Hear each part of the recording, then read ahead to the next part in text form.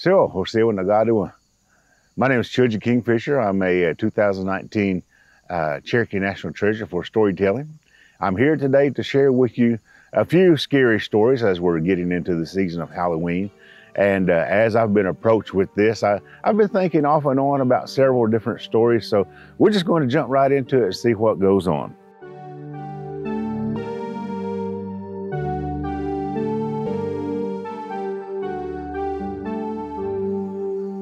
A long time ago, I used to run around with a guy. His name was Sequoia Chagesa. He was my cousin, long distance kinfolks. He was a fellow gospel singer. He was a fellow storyteller. And whenever we were somewhere, I always introduced him as the Indian Stephen King, because his stories in print were some of the scariest that you would ever think. And his storytelling, when it came to scary stories, was wonderful. This is one of the stories that he used to tell, and it goes something like this. A long time ago, there was this young lady. She was about 12 or 13. And when the summer months rolled around, the thing that she liked to do the most was she liked to go and stay with her aunt and uncle. Now, her aunt and uncle lived just right outside of Tahlequah. Now, when you look at how big Tahlequah is, it's actually in Tahlequah. But it was 2 days' journey from their home by wagon. And so mom and dad and brother would bring her up here, stay for about a week, and then head back home and come pick her up after the summer was over. Oh, this little girl, she had a wonderful time being around her auntie and her uncle. They'd done such wonderful things. They would fish and hunt, and I'm sure they fished and hunted with dad and brother, but it was different with auntie and uncle. They made it fun. The signs were all right that it was going to be a rough winter. And so this little girl helped auntie and uncle chop firewood, and it seemed like almost every day as they began to stockpile that wood up. At the end of summer, when mom and dad and brother came back to get her, oh, she was so proud of the things that she had done. She showed them around the house and what they had fixed and the wood pile that they had made. And she said her see you laters and got in the wagon and they headed home. It was a rough winter, and it wasn't very long before the wood that they had used or the wood that they had cut was used up. And so Uncle packed his things and he went to go and cut wood. Now, he was usually gone for about 3 or 4 days, and then he would come home. And 3 or 4 days passed and he wasn't home. Auntie wasn't worried, thinking that maybe he was really cutting a lot of wood. And so a week passed and she began to worry just a little bit. The snow was deep, it was cold. And she dressed accordingly and went to find her husband. She walked for a very long time to the place where he would cut wood. And there she found him, at least what was left of him. You see, while he was cutting wood, his axe glanced off a piece of wood and struck him in the leg, and he bled to death. The wild animals that were there took an opportunity, began to feed on him and drug him in different directions. She was very sad, but she knew that winter was getting hard, so she went together as many neighbors as she could, and they all came and began to pick up the pieces that they could find and put them in a box.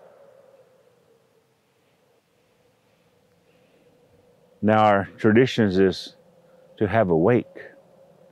And in that wake, someone stays awake There's always someone awake, watching that body. For whatever reason, for the ones that I used to hear was so that the witches wouldn't take it. There was a preacher man, and he was sitting up with the body, and he kept hearing a scratching, a tapping. As he sat there beside that wooden box with the parts that they could find, he kept looking at that box. And finally, he started listening very carefully and closely. And he began to follow that sound. There was a window behind the casket. And that preacher man pulled back that curtain. And whatever it was scared that preacher man so bad that he screamed and he took off running out the door. No one knew what was going on until they gathered around. They pulled the curtain back themselves, and they too took off running without an explanation of what had happened. And there stood Auntie in the middle of the floor, wondering what was going on.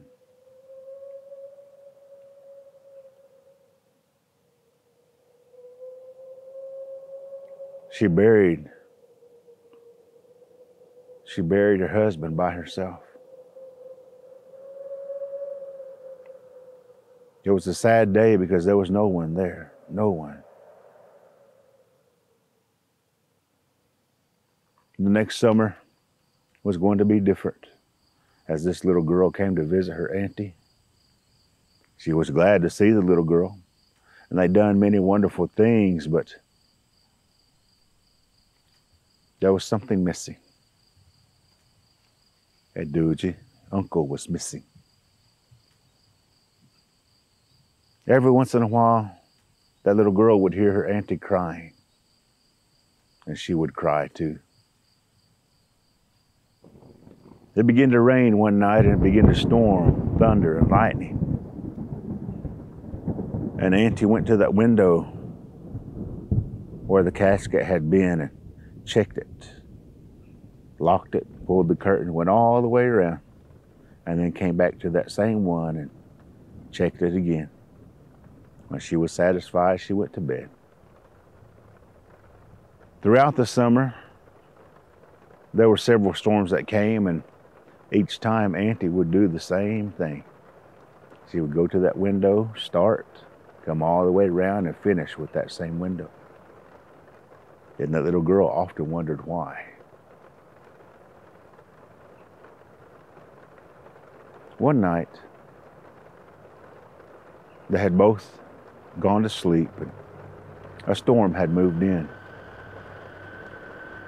Thunder, lightning.